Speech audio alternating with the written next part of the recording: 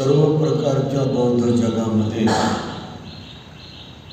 सकाळी लोक बुद्धानुस्मृती करतात।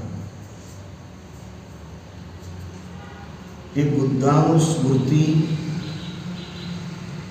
वेगवेगळ्या स्मृतीपैकी एक आहे। बऱ्याच स्मृती आहेत, कायानुस्मृती, वेदनानुस्मृती, धम्मानुस्मृती,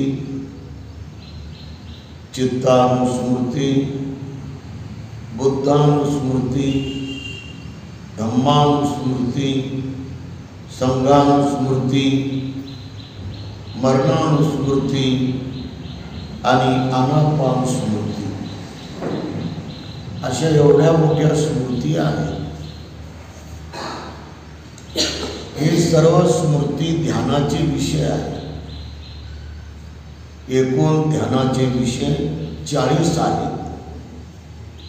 त्यापैकी लवकर फळ देणारे विपස්සना ही ध्यान साधना म्हणजे विपස්සना धर्म हे लवकर फळ देते।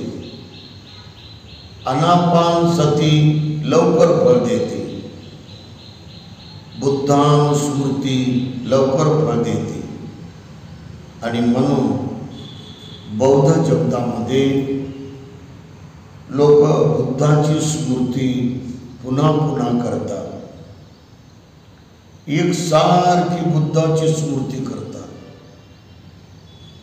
एक टाइम 1 मिनिट जरी मिळाला किंवा 2 मिनिट जरी मिळाले आणि 3 मिनिट जरी त्या मिनिटाचा उपयोग साधक लोक करतात। काय कारण आहे हे करायचं? धम्मामध्ये प्रत्येक गोष्ट ही का करायची आणि कशासाठी करायची याबद्दल वर्णन आहे। बिना कारणाचं करायचं नाही। म्हणून बुद्धानुस्मृती का करतात? कारण बुद्ध हे सर्वात हाय लेवलचे सम्यक संबुद्ध आहेत। यांच्या एवढी संबोधी हे कुणाला प्राप्त झाली नाही। यांच्या एवढं उच्च ज्ञान अंतर्ज्ञान कुणीही प्राप्त केलेलं नाही। म्हणून त्यांना मनोवैज्ञानिक म्हणतात। मनो म्हणजे मन, वैज्ञानिक म्हणजे वास्तवतेचं मिळालेलं ज्ञान, सत्य स्वरूपाचं मिळालेलं ज्ञान की जे भ्रांतीमुक्त आहे, जे भ्रममुक्त आहे, कल्पनामुक्त आहे, मिथ्या ज्ञानातून मुक्त आहे, खोट्या कल्पना वल्लंघनाच्यातून मुक्त आहे। असं परिपूर्ण सत्य ज्ञान, यथाभूत ज्ञान दर्शन असं म्हटलेलं आहे। म्हणजे यथार्थ ज्ञान की जे त्यांनी स्वतःच्या अंतर मनाच्या अनुभूतीतून प्राप्त केलेलं आहे। अंतर्मनाची अनुभूती ही अंतर्ज्ञानानं प्राप्त होते। अंतर्ज्ञान हे या आनापानसतीच्या द्वारे आपल्याला लवकरात लवकर प्राप्त होते। जास्तीत जास्त जर आपण त्याचा सराव केला, आनापानसतीचा श्वासावर जास्तीत जास्त जर लक्ष दिलं आणि अधिक वेळ आपण त्याच्यात मनाची निर्मळ एकाग्रता केली तर लवकर आपल्याला अंतर्ज्ञान प्राप्त होते। अंतर्ज्ञानानं अंतर्मनाची दृष्टी प्राप्त होते। आणि अंतर्मनाची दृष्टी म्हणजे आतमधून प्राप्त झालेली ज्ञानाची दृष्टी आहे। ती ज्ञानाची दृष्टी पुढे प्रज्ञावंत बनवते। त्याला प्रज्ञाचक्षु म्हणतात। ही प्रज्ञाचक्षु चक्षु म्हणजे डोळा आणि प्रज्ञा म्हणजे परिपूर्ण वास्तवतेचं मिळालेलं ज्ञान. खोटं नाही, कल्पनेचं नाही, कपोल कल्पनेचं नाही, मिथ्येचं नाही, तर वास्तविक ज्ञान ज्याला आपण म्हणतो असं म्हणजे प्रज्ञा चक्षु माणसाला प्राप्त होतो. बुद्धाला पाहायचं म्हणजे वरच्या नजरेनं पाहता येत नाही. ही आपली नजर वरची आहे, बुबुळ आणि डोळे आपले, परंतु एवढ्यानं मात्र बुद्ध कळत नाही. म्हणून एकसारखं सातत्यानं एकसारखं आपण आनापानमध्ये परफेक्ट व्हायला पाहिजे, परिपूर्ण बनायला पाहिजे. किमान 20 मिनिट तरी आपण श्वासावर एकाग्र बनायला पाहिजे. दिवसातून तुम्ही किती वेळ बसाल? 20 मिनिट, कमीत कमी 60 मिनिट तरी सकाळी आणि संध्याकाळी बसायला हवं आहे. आणि कसून आपण हे ध्यान करायला हवं आहे. जसा शेतकरी शेताला चांगली मशागत देतो, उन्हाळ्यामध्ये एकच फेरी देत नाही, तो नागरून काढतो, वखरून काढतो, तो आडवं उभं. त्यामुळं त्या शेतातले सारे दोष तो पूर्ण त्याला काढून बाजूला करतो.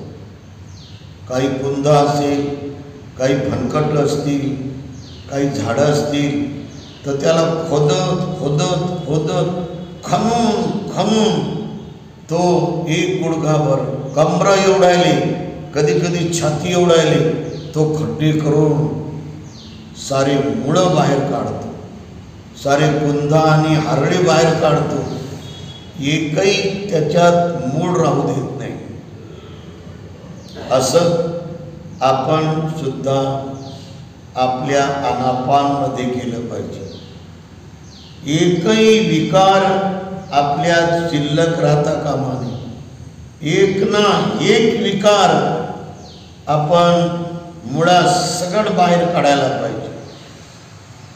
क्रोधाचा विकार, द्वेषाचा विकार, अभिमानाचा विकार, कोणताच अभिमान करू नये, कोणताच मान करू नये. हे दोन्ही विकार अतिशय खतरनाक आहे. अभिमान आणि मान. काय राहिलं? त्याच्या लग्नात गेलो आणि लोक म्हणतात की 10 लाख त्यांनी खर्च केली, आम्हाला साधी चिंदी नाही दिली, एक टोपी आणि उपरली. असे लोक मानासाठी झुरतात. आणि हे मानासाठी जे झुरतात ना, त्यांना कधीच शांती प्राप्त होत नाही. कारण उच्च सुखासाठी मान अत्यंत मोठा अडथळा आहे. सर्वात मोठा अडथळा हाच आहे. आणि म्हणून भगवान बुद्ध मान अपमानाच्या पुढं होते. आणि त्यांचंच अनुकरण डॉक्टर बाबासाहेबांनी केलेलं आहे. ते मान आणि अपमानाच्या इतके पुढं गेले होते की सारा भारत जरी त्यांच्या विरोधात अपमानकारक बोलला तरी त्यांना त्याची काहीच पर्वा नव्हती. ते हिमालयासारखे पक्के होते. हिमालय कधी आंधी तुफाननं चळचळ कापतो का? वारं वादळ आलं तर हिमालय का हालतो का? असा बाबासाहेब आंबेडकर होता. विदा सावरकर, लोकमान्य टिळक, गोलवरकर असे छोटे मोठे हे सारे हिंदू पुढारी, हिंदू नेते अत्यंत गलिच्छ बाबासाहेबांवर टीका करायची. तुम्ही त्यांचं पुस्तक वाचा. ते स्वर्णपान इतकं गदळ पुस्तक लिहिलं त्याने, इतकं घाणेरडं, आणि म्हणून त्यांचा मृत्यू तोंडातून नरक, नाकातून नरक फेकत झालेला आहे. ते त्यांच्या मनोवृत्तीचं, त्यांच्या नीच दुष्ट मनोवृत्तीचं फळ आहे. आपण हे लक्षात घेतलं पाहिजे. एक ना एक विकार गेला पाहिजे. ईर्ष्या पण गेली पाहिजे, घृणा सुद्धा निघून गेली पाहिजे, स्पृहा पण निघून गेली पाहिजे. मुळात संकट आणि फक्त आनापान सतीमध्येच हे जाऊ शकते.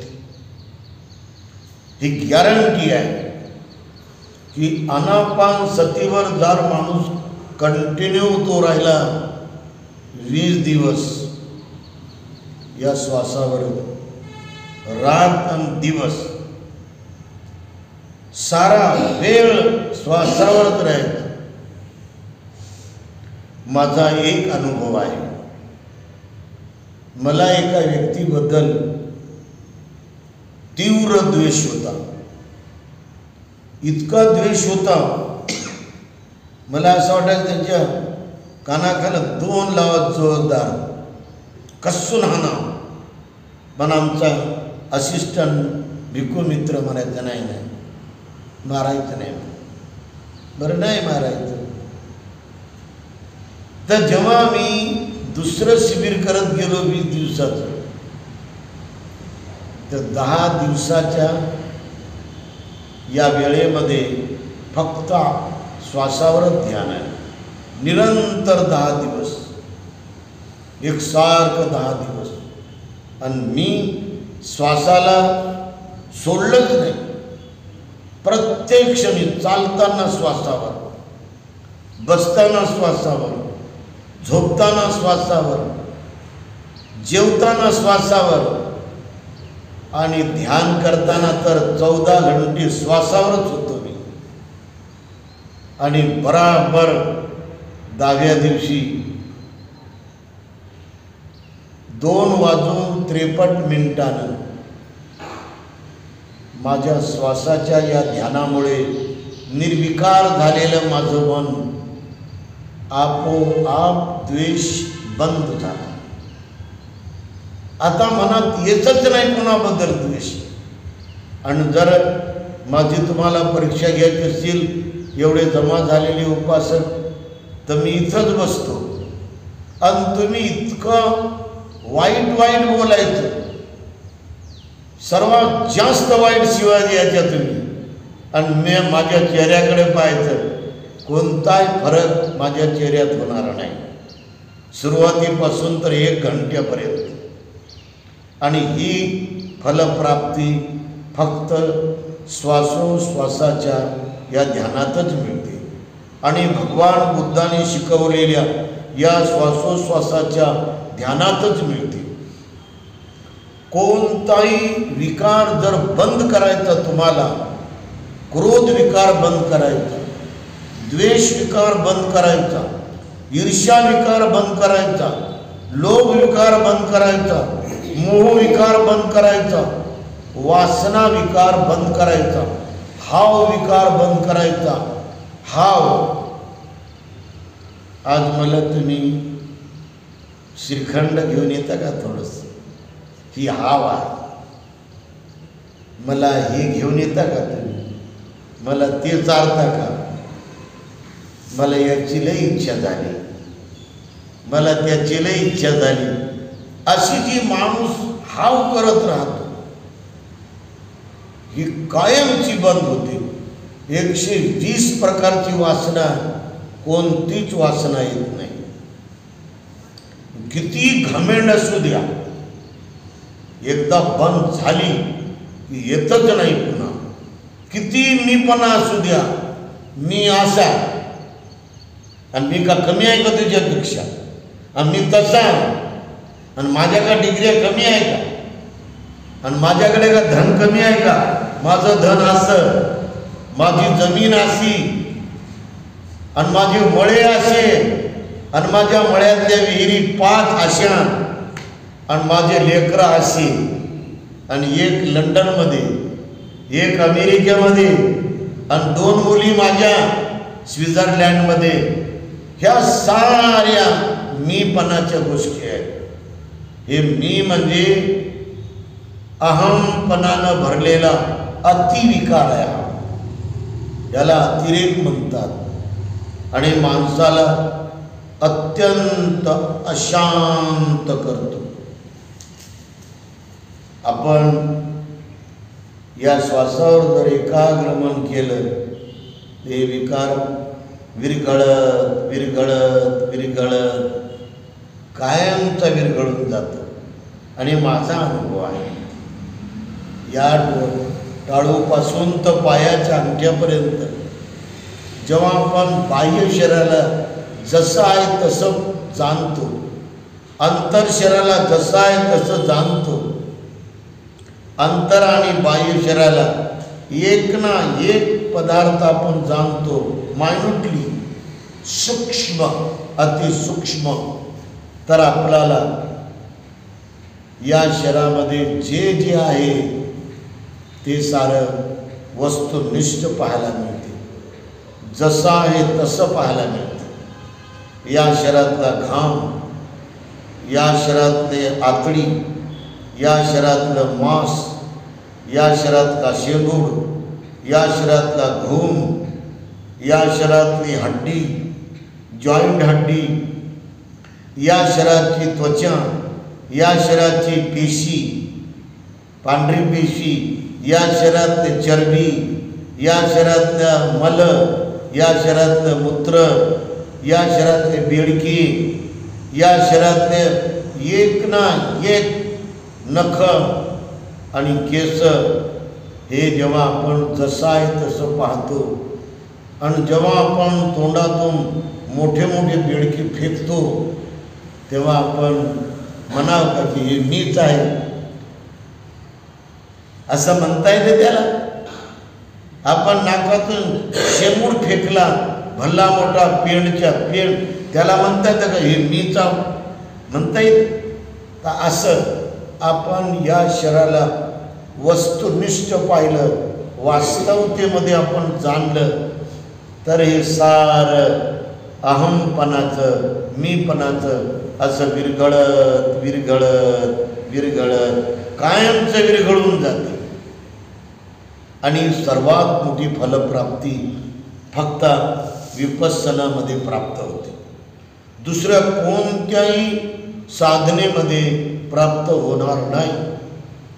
कुणी जरी साधना शिकवली तर तथागत बुद्धाशिवाय विपස්සनेच्या या साधनेमध्ये कायानुविपස්සना म्हणजे कायेला जसं आहे तसं जाणणं, या अभ्यासामध्ये, या संपूर्ण सूक्ष्म ज्ञानाच्या अभ्यासामध्ये, जाणून घेण्याच्या कर्मामध्ये आपल्याला हे फलप्राप्ती मिळते. मोठे मोठे लोक अहंकारानं एवढे भरलेले असतात, एवढा त्यांचा अहंकार, त्या अहंकाराने एवढे निब्बर झालेले असतात ते, आणि त्यामुळं एक दिवस त्यांना त्या अहंकारामध्ये अटॅक येतो की नाही. हे देवगिरी कॉलेजचे एक प्राचार्य होते, ते सकाळी सकाळी 4 व्हीलरनं आले आणि खुर्चीवर बसले. फक्त 3-4 मिनिटच बसले बघा, जास्तीत जास्त 5 मिनिट. असे जसे खुर्चीला टेकले की लगेच त्याने अटॅक आला. तर हे असमतोल असलेल्या चित्ताचं लक्षण आहे, अस्थिर चित्ताचं लक्षण आहे, अनियंत्रित चित्ताचं लक्षण आहे.